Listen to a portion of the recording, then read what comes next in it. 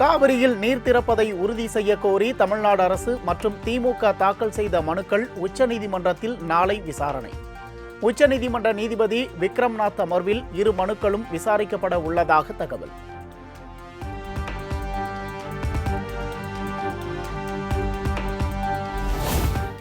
சுதந்திர தின அணிவகுப்பின் போது மயங்கி விழுந்து உயிரிழந்த காவலரின் குடும்பத்திற்கு முதலமைச்சர் விஜய் இரங்கல். உயிரிழந்த காவலர் தர்மராஜ் குடும்பத்திற்கு 30 லட்சம் ரூபாய் இழப்பீடு அறிவித்து அரசாணை வெளியீடு.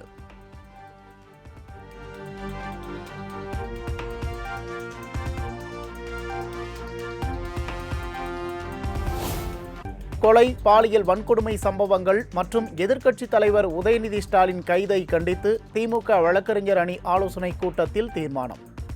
தாவேக ஆட்சிக்கு வந்த 100 நாட்களில் 300க்கும் மேற்பட்ட கொலைகள் மற்றும் கொளத்தூர் தொகுதியில் இவிஎம்மில் வெளிப்படைத்தன்மை இல்லை எனவும் கண்டனம்.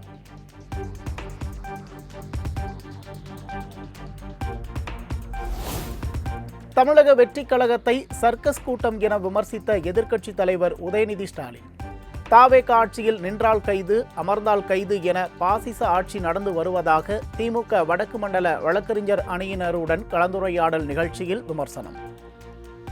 இன்னைக்கு ஆட்சியில் அமர்ந்திருக்கக்கூடிய அந்த சர்க்கஸ் கூட்டமே எதிர்பார்க்காத ஒரு தேர்தல் முடிவு இன்னைக்கு தமிழ்நாட்டு மக்கள் அதை கொடுத்திருக்கிறாங்க. அதை நம்ம ஏத்துக்கிட்டு தான் ஆகணும்.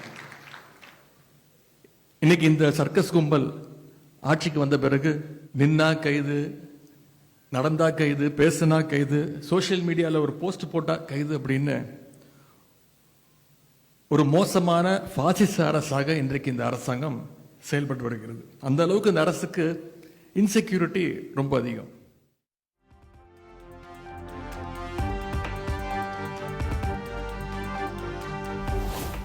தஞ்சாவூரில் நடந்த ஆர்ப்பாட்டத்தின் போது டம்மி முதல்வர், கேடுகட்ட அரசு என்றெல்லாம் விமர்சித்தேன், அதற்கெல்லாம் கைது செய்யாத அரசு காவிரியில் தண்ணீர் வரவில்லை என்பதற்காக கைது செய்தது. தன்னை கைது செய்தது காமெடியாக இருந்ததாகவும் உதயநிதி ஸ்டாலின் விமர்சனம். அரசு என்னையும் கைது செய்ய முயற்சி பண்ணாங்க. எதற்காக கைது? டம்மி முதலமைச்சர்னு சொன்னேன், அதை ஒத்துக்கிட்டாங்க. அதுக்கு எந்த ரியாக்ஷனும் இல்லை. கேடுகட்ட அரசு அமைஞ்சிருக்கு, ஒரு வெக்கங்கட்ட அரசு அமைஞ்சிருக்கு, இதெல்லாம் சொன்னேன். காவேரியில் தண்ணி வரணும்னு சொன்னேன். கைது பண்றதுக்கு ஒண்ணுமே கிடையாது. நான் அப்படி ஒன்றும் பேசல. மிகப்பெரிய ஒரு காமெடி, மிகப்பெரிய நகைச்சுவையை இந்த அரசு நடத்தியிருக்கு.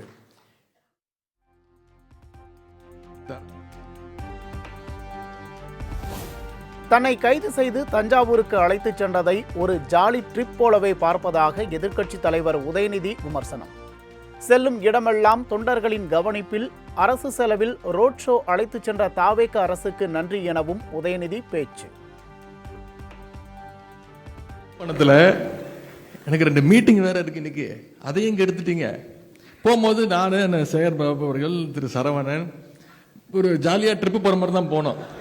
அப்ப சொன்னேன் அவங்க கிட்ட, இந்த மாதிரி ஒரு மக்கள் வரி பணத்துல ஒரு ரோட் ஷோ, அது போற வழியெல்லாம் நம்முடைய உடன்பிறப்புகள் அங்கங்கே என்னுடைய வழியை மறித்து கரெக்டாக என்ன நான் கொடுக்கணுமோ கொடுத்துட்டு இருந்தேன். இப்படி ஒரு ரோட் ஷோ நடத்துறதுக்கு இந்த அரசு நமக்கு எந்த செலவுமே இல்லாமல் மக்கள் வரி பணத்தில் நாம் ஒரு ரோட் ஷோ நடத்தியிருக்கிறோம்.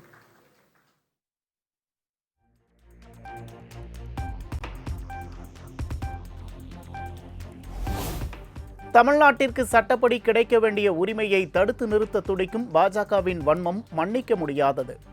தமிழகத்திற்கு கர்நாடகா தண்ணீர் திறந்துவிடும் நிலையில் அதை தடுக்க அணை முற்றுகை நாடகங்களை அறிவித்து பதற்றத்தை ஏற்படுத்துவதாக மாணிக்கம் தாக்கூர் குற்றச்சாட்டு.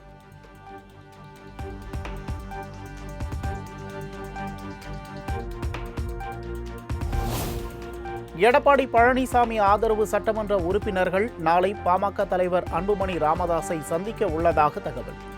சட்டமன்ற தேர்தலில் தங்களுடைய வெற்றிக்கு உறுதுணையாக இருந்ததற்கு நன்றி தெரிவிக்கும் வகையில் அன்புமணி ராமதாஸை நேரடியாக சந்தித்து நன்றி தெரிவிக்க முடிவு.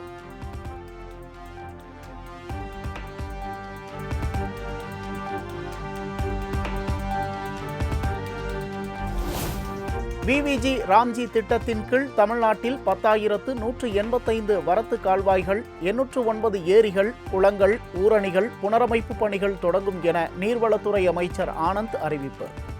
முதல்வர் அறிவுறுத்தலின்படி அமைச்சர்கள், எம்எல்ஏக்கள், உள்ளாட்சி பிரதிநிதிகள், தன்னார்வலர்கள் பங்கேற்குமாறு அழைப்பு.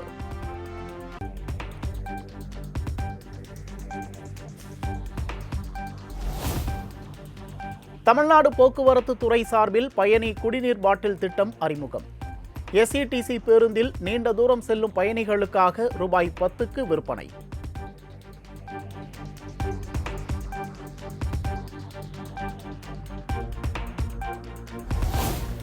எண்ணூர் கழிமுகம் அருகே கொசசலை ஆற்றில் டன் கணக்கில் செத்து மிதக்கும் மீன்கள். ரசாயன கழிவுகள் ஆற்றில் கலந்ததே காரணமாக இருக்கலாம் என மீனவர்கள் புகார்.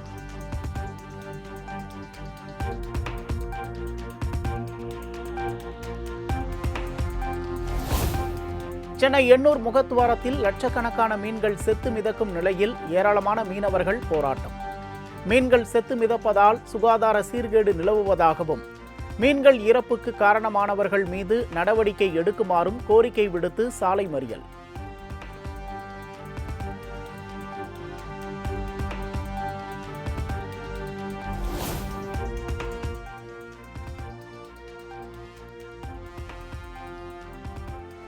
எண்ணூர் கொசசலை ஆற்றில் மீன்கள் செத்து கிடந்த சம்பவத்திற்கு பாமக தலைவர் அன்புமணி ராமதாஸ் கண்டனம். மீன்களின் இறப்புக்கு காரணமான நிறுவனங்களிடம் இருந்து பணத்தை வசூலித்து மீனவர்களுக்கு இழப்பீடாக வழங்குவதோடு தற்போது நிலவி வரும் நோய் தொற்றை கட்டுப்படுத்துமாறும் வலியுறுத்தல்.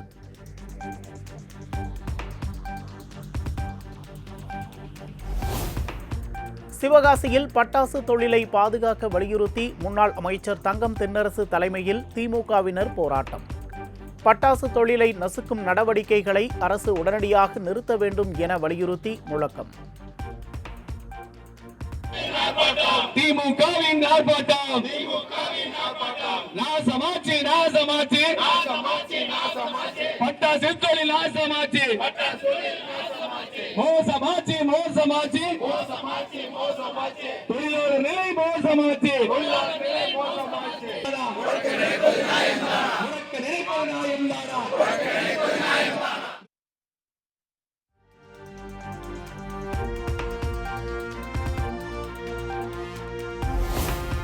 சென்னை விமான நிலையத்தில் தாய்லாந்தில் இருந்து கடத்தி வரப்பட்ட 2 கிலோ தங்கம் பறிமுதல். கடத்தலில் ஈடுபட்ட மியான்மர் நாட்டைச் சேர்ந்த பெண் உட்பட 2 பேரை கைது செய்து விசாரணை.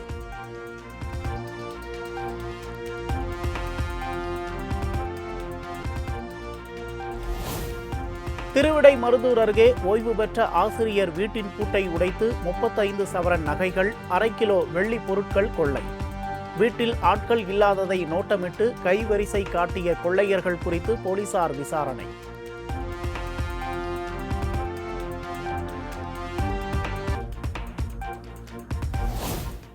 பஞ்சபூத ஸ்தலங்களில் அக்னி ஸ்தலமாக திகழும் அண்ணாமலையார் கோயிலில் ஏராளமான பக்தர்கள் சுவாமி தரிசனம். விடுமுறை தினமான இன்று காலை முதலே குவிந்த பக்தர்கள் நீண்ட வரிசையில் 4 மணி நேரத்திற்கு மேலாக காத்திருந்து வழிபாடு.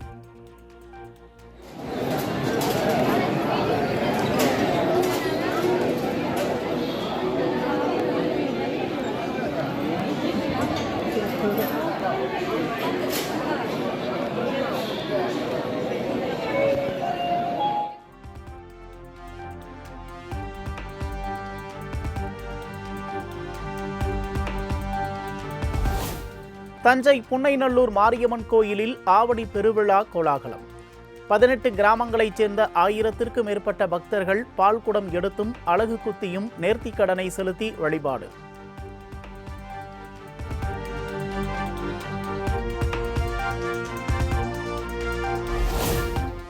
முருகனின் அறுபடை வீடுகளில் 2ஆம் படை வீடான திருச்செந்தூர் சுப்பிரமணிய சாமி கோயிலில் ஆயிரக்கணக்கான பக்தர்கள் சுவாமி தரிசனம்.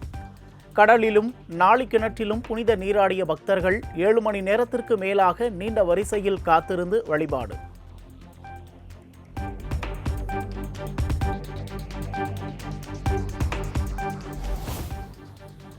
வார விடுமுறையை முன்னிட்டு பழனி பாலதண்டாயுதபாணி சுவாமி கோயிலில் குவிந்த பக்தர்கள் 2 மணி நேரத்திற்கு மேலாக காத்திருந்து ஏராளமானோர் சுவாமி தரிசனம்.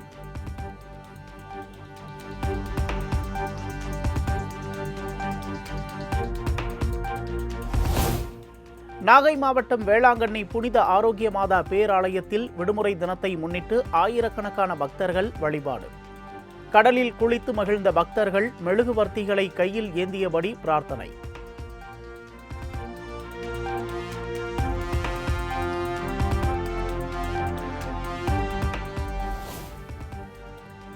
கன்னியாகுமரியில் சூரிய உதயத்தை காண குவிந்த ஏராளமான மக்கள். பனிப்போர்வையை விலக்கி கடல் படுக்கையில் இருந்து எழுந்த சூரியனை கண்டு ரசித்த பொதுமக்கள் புகைப்படம் எடுத்தும் மகிழ்ச்சி.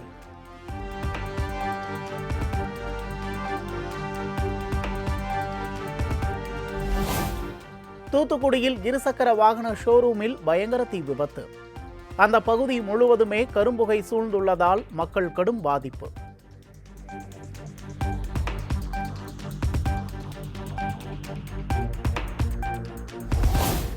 பன்ருட்டி அருகே நள்ளிரவில் பலாப்பழம் குடோனில் ஏற்பட்ட தீ விபத்தால் பரபரப்பு. சுமார் 20 லட்சம் ரூபாய் மதிப்பிலான பொருட்கள் எரிந்து சேதமடைந்துள்ளதாக தகவல்.